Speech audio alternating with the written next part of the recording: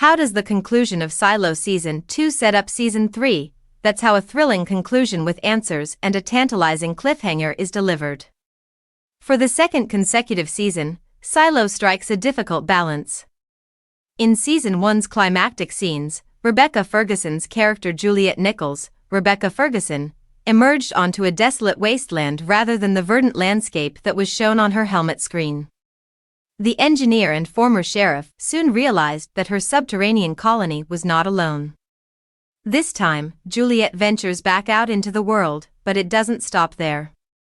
Rather, a triple whammy in the last 10 minutes consists of a glimpse of a world before living underground, a possible main character death, and an existential peril.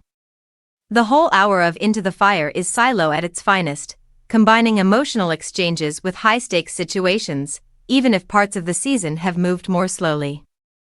The conclusion of Silo Season 2 explained following Juliette's encounter with a now nihilistic Bernard and the ensuing life-or-death cliffhanger. It is possible that Into the Fire may have ended abruptly. Even so, it would have been a good way to round out the season. Fortunately, Silo doesn't accept mediocrity.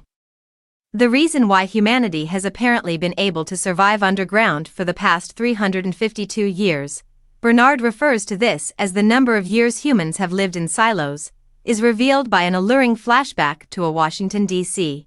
that looks like our current landscape, but with a radioactive twist. I'm not sure if I can trust him or his sources. Let's examine Juliette's full circle return to Silo 18 after her first departure at the conclusion of Season 1. In the adjacent Silo 17, Ferguson's character has mostly spent the 10 episodes of Season 2 opposing Steve Zahn's lone survivor, Solo.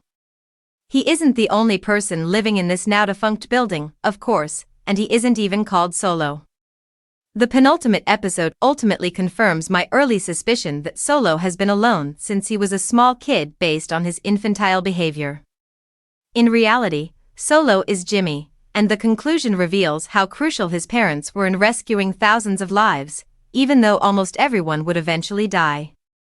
Zahn's portrayal of Jimmy, in contrast to the seasoned Juliette, conveys charming innocence and even some much-needed humor.